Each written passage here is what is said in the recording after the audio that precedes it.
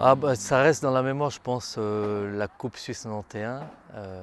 Pour tout, en tout cas pour les Valaisans, c'est vrai que c'était une finale assez exceptionnelle avec David Orlando. Et puis c'était le début d'une, pas le début, mais le début d'une légende par rapport à ces revirements de situation et par rapport à l'amour du FC Sion pour la Coupe Suisse. Ah, le moment le plus difficile, je pense, ça reste les blessures. Donc j'ai quand même eu 3 fois une opération du genou gauche, aussi la cheville, le nez, ça se voit d'ailleurs. Et puis c'est vrai que c'est ça qui est le plus difficile, c'est de rester compétitif après une blessure et garder le moral, c'est vrai. Dans chaque équipe où j'ai joué, il y a eu des choses qui étaient très marquantes. Je dirais, le FC Sion reste vraiment mon club formateur, mon club, je suis valaisan, ça reste la référence pour moi. D'avoir pu gagner un titre et puis une Coupe Suisse, c'est vrai que c'était des moments d'exception. Après, il y a eu évidemment la période servétienne où j'ai passé près de 6 ans là-bas, où j'ai fini meilleur buteur du championnat, meilleur joueur du championnat avec un titre à la clé. Donc ça, c'était un petit peu euh, le, le paroxysme de ma carrière, si on veut bien le dire. Puis après, j'ai connu d'autres clubs comme Neuchâtel où c'était d'autres visions puisqu'on se battait plutôt contre la relégation. Et puis Lucerne aussi. Et j'ai pu connaître un petit peu la folie du FC Bâle puisque j'ai joué pendant 2 ans là-bas. Et puis c'est vrai que le FC Bâle, par cette folie des supporters, ressemble bien au FC Sion.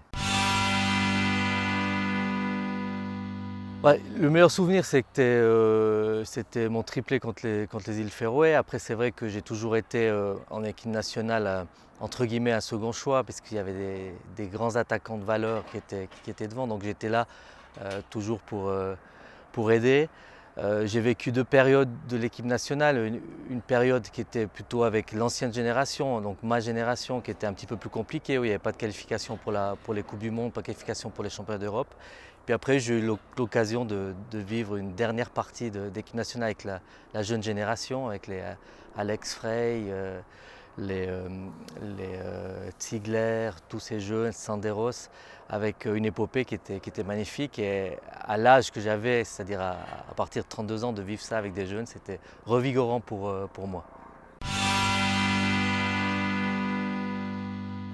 Ah, le pire souvenir avec la nature, je pense, c'était les non-qualifications où on était relativement proche en 98 pour la Coupe du Monde en France, où malheureusement on n'a pas pu se qualifier.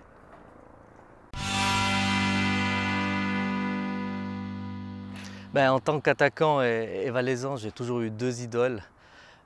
Durant ma jeunesse, c'était Jean-Paul Briquer et Dominique China. Donc c'est vrai que j'apprécie ces joueurs, ce qu'ils ont amené au Valais, amené au FC Sion. Donc il pourrait être l'un ou l'autre le meilleur valaisan du siècle. Mais pour moi, un joueur qui a fait une brillante carrière et qui a évolué dans de grands clubs, qui a fait une longue carrière en équipe nationale aussi, c'est Raphaël Vicky. Et je pense il a apporté beaucoup au football valaisan, au football suisse.